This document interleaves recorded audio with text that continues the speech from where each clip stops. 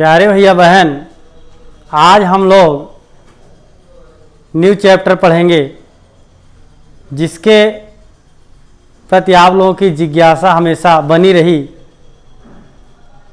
Chapter का नाम है जीवन की उत्पत्ति एवं विकास।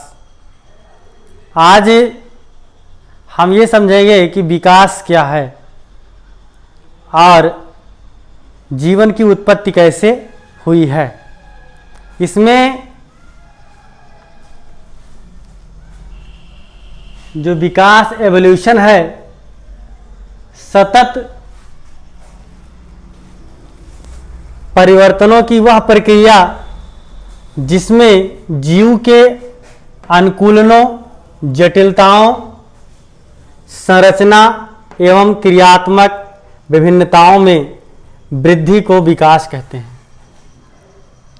यानी कि वो किस वातावरण में रह रहा है और वो किस प्रकार से कॉम्प्लिकेटेड है, यानी सिंपल है या कॉम्प्लेक्स है, उसकी स्ट्रक्चर कैसे हैं और उसमें मेटाबॉलिज्म, कैटाबॉलिज्म, एनाबॉलिज्म प्रोसेस कैसे होते हैं और साथ ही साथ उसमें डिफरेंशिएशन कैसा है। अगर ये सारी स्टडीज हम करते हैं तो एवोल्यूशन कहलाता है। अब 200 मिलियन वर्ष पहले इस ब्रह्मांड की उत्पत्ति हुई है, ऐसा माना जाता है। इस ब्रह्मांड में एक बहुत बड़ा विस्फोट हुआ और उस विस्फोट को हम क्या कहते हैं, इसको एबिलेमेट्री, गैमो तथा डिक ने इसका नाम दिया बिग बैंग परिकल्पना। बिग मतलब बड़ा, बैंग मतलब विस्फोट। एक बहुत बड़ा विस्फोट हुआ। क्या हुआ? बहुत बड़ा विस्फोट हुआ और इस बड़े विस्फोट में जो गैसें थी वो सब, क्योंकि उस वक्त का तापमान जो था वो 5000 से 6000 सेंटीग्रेड था, यानी कि सब मूवमेंट फॉर्म में थे। उसमें जो एक बहुत बड़ा गोला गैसों का बना वो हाइड्रोजन और हीलियम था। अब उसमें वो गैसें आपस में घूम करके एक धुंध टाइप का बना ली। धुंध टाइप का बन गया तो उस शब्द को हम इलेम कहते हैं। यानी जैसा आप लोग ऐसा कल्पना कर सकते हैं, जैसे खूब तेज से कोहरा हो और आप उसमें इधर से उधर कुछ दिखाई ना दे, तो आप सोचिए कि ऐसे 5 से 6000 सेंटीग्रेड तापमान में एक ऐसा धुंध टाइप का बना जिसमें सभी मूवेबल पार्टिकल्स थे, उसे हम क्या कहते हैं? इलेम कहते हैं। कई दिन पश्चात वर्षों तक बीत गए, दिन से वर्षों तक बीत गए और उसमें हाइड्रोजन और हीलियम का एक बहुत बड़ा गोला आपस में मिक्स हुआ, जिसे आज हम सूर्य कहते हैं। ऐसे उसकी बाहरी लेयर एक के बाद एक के बाद एक के बाद एक के बाद ऐसे राउंड में बनती चली गई, जिससे आज हम बुध, शुक्र, शनि, पृथ्वी इस तरीके से हम लोग जानते हैं। तो ऐसे एक संपूर्ण बना पार्ट, लेकिन उसका मुखिया कौन था? सूर्य था। इसलिए इसको हम सौर मंडल कहते हैं। क्या कहते हैं? सौर मंडल। अब सौर मंडल से उचित दूरी पर जितना ताप पहुंच सके वहां पर जो संभवता हो सकती थी जीवों की उत्पत्ति थी, उस ग्रह पर, उस स्थान पर पृथ्वी थी। क्या थी? पृथ्वी थी। यानी कि पृथ्वी की उत्पत्ति लगभग 4.6 अरब वर्ष पूर्व मानी जाती है। जब पृथ्वी का निर्माण हुआ तो उस वक्त भी पृथ्वी का तापमान 400 सेंटीग्रेड से कम नहीं था। अब आप लोग देखिए, मन में सोचते होंगे कि वास्तव में इस पृथ्वी पर सबसे पहले कौन आया होगा, किस प्रकार के जीव आए होंगे, आज इतनी पॉपुलेशन है, सर्वप्रथम किस प्रकार के जीव की उत्पत्ति हुई होगी। ये सारे प्रश्न हमारे दिमाग में बने रहते हैं। आज इन्हीं प्रश्नों के उत्तर के लिए हम विभिन्न वैज्ञानिक, डिफरेंट टाइप के साइंटिस्ट जो हैं, उनकी परिकल्पनाओं के बारे में हम लोग आज अध्ययन करेंगे कि वास्तव में जो जीवन की उत्पत्ति हुई वो किस आधार पर हुई। जो जीवन की उत्पत्ति हुई उसे मुख्य 2 वर्गों में बांटा गया है। सबसे पहला जो है वो प्राचीन परिकल्पनाएं हैं, जो पुरानी परिकल्पनाएं थी। दूसरा जो है वो आधुनिक परिकल्पनाएं हैं, जो कि आज के युग में हम लोग इस पर जब सारे यंत्र की उपस्थिति हो गई, सब टेक्नोलॉजी हमारे पास हो गए, तब ये परिकल्पनाओं का हम लोगों ने अध्ययन किया। लेकिन इस वक्त केवल एक मत था, लोगों के मन में विचार आते थे कि वास्तव में जीवन की उत्पत्ति कैसे हुई होगी, जिसमें से सबसे पहला जो है वो विशिष्ट सृष्टिवाद है। विशिष्ट सृष्टिवाद के अंतर्गत सबसे पहले ऐसा माना जाता है कि जब पृथ्वी बनी होगी तो सबसे पहले पृथ्वी बनी होगी, उसके बाद आकाश बने होंगे, पृथ्वी के बाद उसके बाद भूमि बनी होगी, फिर सूर्य बने होंगे, फिर चंद्रमा बने होंगे, फिर तारे बने होंगे, फिर उसके बाद में इससे जलीय जीव बने होंगे, और जलीय जीव के बाद में फिर स्थलीय जीव बने होंगे, और जलीय स्थलीय के उभयचर बने होंगे, और उसके बाद में विकास होता चला गया और नए जीव की उत्पत्ति। याद देखें, नॉन कार्डेट्स बने होंगे, फिर नॉन कार्डेट्स से फिर कार्डेट्स का फॉर्मेशन हुआ होगा, कार्डेट्स पे फिर नॉन प्राइमेट्स का फॉर्मेशन हुआ होगा, नॉन प्राइमेट्स से प्राइमेट्स का फॉर्मेशन हुआ होगा। इस तरीके से ऐसा मत इसमें आता है। लेकिन दूसरा, उसके बाद में ब्रह्मांडवाद आता है कि वास्तव में इस ब्रह्मांड में जीवों की उत्पत्ति कैसे हुई होगी, जिसमें ये अनंतकालिक कहते हैं। अनंतकालिक मतलब निर्जीव के साथ साथ सजीव की उत्पत्ति होगी, ऐसा माना इसमें ब्रह्मांडवाद में ऐसा माना जाता है कि इस ब्रह्मांड में जब पृथ्वी बनी तभी निर्जीव वस्तुएं बनी, और निर्जीव के साथ साथ सजीव भी उसी वक्त सजीवों का भी निर्माण हो गया होगा, ऐसा इसमें माना जाता है। ये सब एक प्रकार की काल्पनिक हैं, इसको हम केवल सोच सकते हैं, इसका हमारे पास कोई प्रूफ नहीं है। उसके बाद में देखा जाए तो फिर प्रलयवाद हुआ होगा। प्रलयवाद का मतलब हुआ कि इसमें पृथ्वी पर एक बहुत बड़ा विस्फोट हुआ होगा, ऐसे पृथ्वी बनी होगी, उसमें बहुत बड़ा विस्फोट हुआ होगा, और विस्फोट से जो इनऑर्गेनिक से जो अकार्बनिक जो वस्तुएं थी उनसे फिर क्या हुआ, जीवों की उत्पत्ति हो गई होगी। बहुत बड़ा विस्फोट से फिर जीवों की उत्पत्ति हो गई होगी, ऐसा इसमें माना जाता है प्रलयवाद में। उसके बाद में स्वतः उत्पत्ति क्या है, स्वतः उत्पत्ति। अब स्वतः उत्पत्ति को हम कैसे समझेंगे, इसमें अरिस्टोटल हैं और प्लूटो हैं, दो साइंटिस्ट हैं, अरस्तु और प्लूटो, दोनों ने इसमें दोनों का जो मत आया उसमें कहा गया कि निर्जीव से ही सजीव की उत्पत्ति स्वयं हो गई होगी।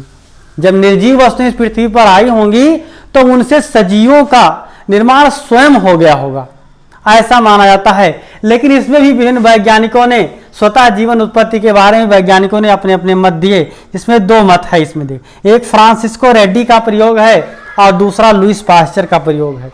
जो फ्रांसिस्को रेड्डी थे उन्होंने 3 जार लिया, एक 3 खाली जार ले लिया, जैसे ए, बी और सी, ये तीनों उन्होंने क्या किया, जार ले लिया।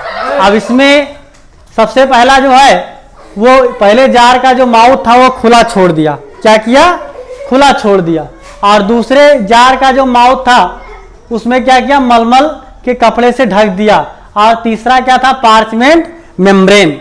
अब देखेंगे तो इसमें देखेंगे जो रेड कलर का आप दिखाया ये मांस का टुकड़ा है। पहले मांस के टुकड़े को 80 सेंटीग्रेड से अधिक उबाल लिया गया कि इसमें जो जीवाणु या बैक्टीरिया रहे वो पूर्ण रूप से नष्ट हो जाएं।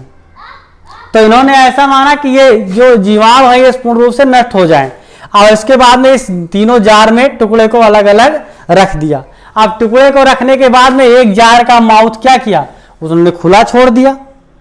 दूसरे जार का माउथ क्या हुआ, मलमल का कपड़ा जो होता है उससे उन्होंने पूर्ण रूप से ढक दिया। उसके बाद में तीसरा क्या किया, उन्होंने पार्चमेंट मेम्ब्रेन जो थी उससे पूर्ण रूप से क्लोज कर दिया। अब उसके बाद में जो ये देखिए मक्खियां इस पर थी, तो मक्खियां जो खुले जार थे उसमें आकर के बैठ गईं, और जब मक्खियां आकर के इसमें बैठ गईं और उसके बाद में इसके ऊपरी पार्ट पे बैठी और इसमें नहीं बैठी। अब इस एक्सपेरिमेंट से उन्होंने निष्कर्ष निकाला कि जो जीव हैं उनकी उत्पत्ति जो है वो कार्बनिक पदार्थों से हो सकती है, यानी कि मक्खियां इस पर जो है अंडे दी, उसके बाद में इसमें जीवों की उत्पत्ति हो गई। तो इन्होंने ऐसा निष्कर्ष निकाला।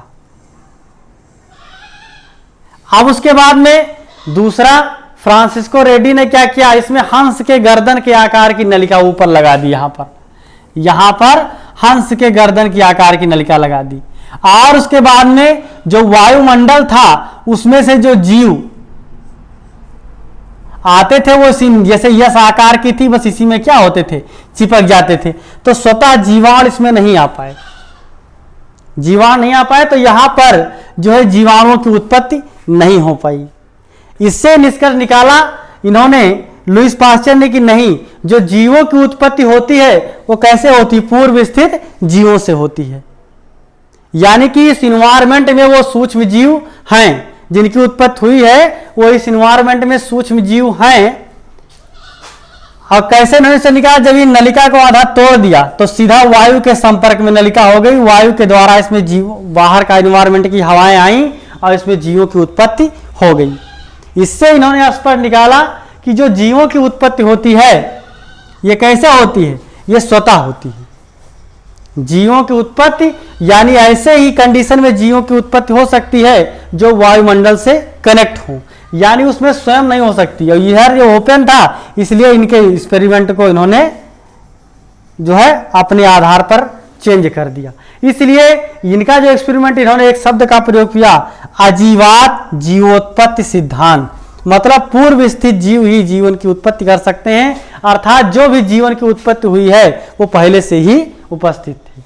अब उसके बाद में हम लोग चलते हैं दूसरी परिकल्पना के मध्य। दूसरी परिकल्पना में मतलब आधुनिक प्रकृतिवाद। इन्होंने कहा सब पहला कॉन्सेप्ट क्या है, प्रकृतिवाद।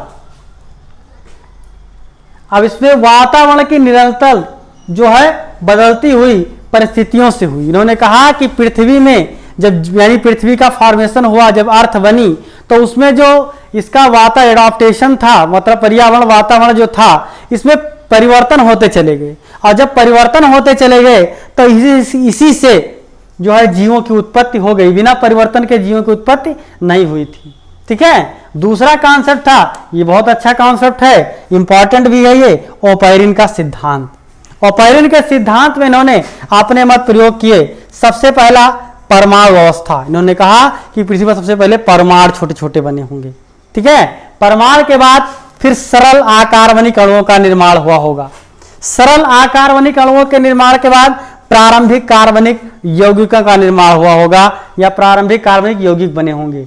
उसके बाद में उन प्रारंभिक यौगिकों से जटिल यौगिक बने होंगे। इनका मत है कि जैसे पृथ्वी का स्थल था तो उसी स्थल में पहले परमाणु का फॉर्मेशन हुआ होगा, उसके बाद सरल इनऑर्गेनिक जो है मॉलिक्यूल्स का फॉर्मेशन हुआ होगा, फिर उसके बाद में जो है प्रिमिटिव ऑर्गेनिक सब्सटेंसेस का जो का ऑर्गेनिक कंपाउंडों का फॉर्मेशन हुआ होगा, उसके बाद में जटिल यानी कॉम्प्लेक्स ऑर्गेनिक मॉलिक्यूल्स का फॉर्मेशन हुआ होगा। यहां पर जैसे जल की धारा है, अब जल की धारा में इन्होंने कहा कि ऐसे बहते हुए जल की धारा में जो ऊपर झाग उत्पन्न होता है, उसी में इन्होंने एक लेयर्स देखा। क्या देखा? लेयर्स देखा, जो अपने चारों तरफ एक लेयर्स का फॉर्मेशन कर रही है और वो स्वयं मूवमेंट कर रही है। इस तरीके स्ट्रक्चर को सिडनी फॉक्स ने माइक्रोस्फीयर कहा। क्या कहा? माइक्रोस्फीयर। इसमें क्या होता है, एक छोटा सा ऐसे एक सर्किल से बन जाता है और उसमें छोटे छोटे इनऑर्गेनिक ऑर्गेनिक कंपोनेंट होते हैं। ठीक है। इसमें फॉर्मेशन हो जाता है। इसको इन्होंने क्या कहा? माइक्रोस्फीयर्स कहा। किसने कहा? सिडनी फॉक्स ने कहा। सिडनी फॉक्स ने उसे माइक्रोस्फीयर्स कहा। माइक्रोस्फीयर्स इंपॉर्टेंट है। दूसरी चीज है कि यही माइक्रोस्फीयर्स आगे चेंज होकर के क्वेसर बेड्स कहलाए। इसमें क्या हुआ कि ये वाटर सॉल्युबल, जो क्वेसर बेड्स से ये वाटर सॉल्युबल नहीं थे, मतलब ये जल में नहीं घुलते थे, उनकी सतह पर अपना एक सर्किल शेप एक लेयर बना लिया करते थे। ठीक है। और उसके बीच में ऑर्गेनिक और इनऑर्गेनिक कंपोनेंट की फॉर्मेशन हुआ करती थी, जो कि आपस में मूवमेंट किया करते थे।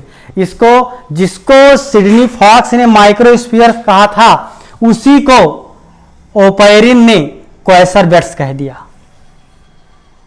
उसी को ओपेरिन ने क्या कह दिया?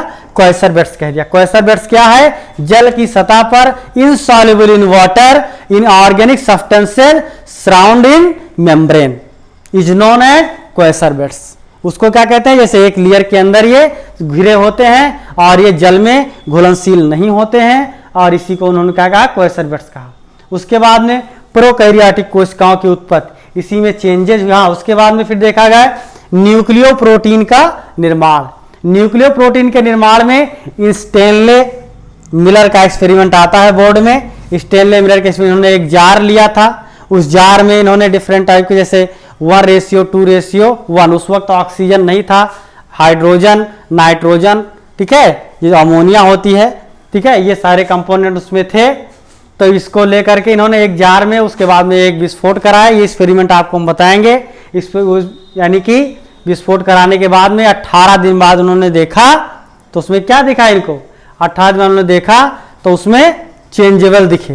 क्या दिखे, चेंज दिखे। इसे जल लिया था, अमोनिया लिया था और हाइड्रोजन लिया था, ये तीनों लिए थे। उस वक्त ऑक्सीजन नहीं था, तो इसमें जब चेंजेबल दिखे तो उसमें उन्होंने जो है उसके एक्सपेरिमेंट को यानी एक्सपेरिमेंट किया उस रेड पोर्शन का, और एक्सपेरिमेंट करने के बाद उसमें जो है अमीनो एसिड दिखे, यानी न्यूक्लियो प्रोटीन्स जिसको कहा जाता है। ये अमीनो एसिड दिखे और अमीनो एसिड से ये प्रोटीन्स का फॉर्मेशन हुआ।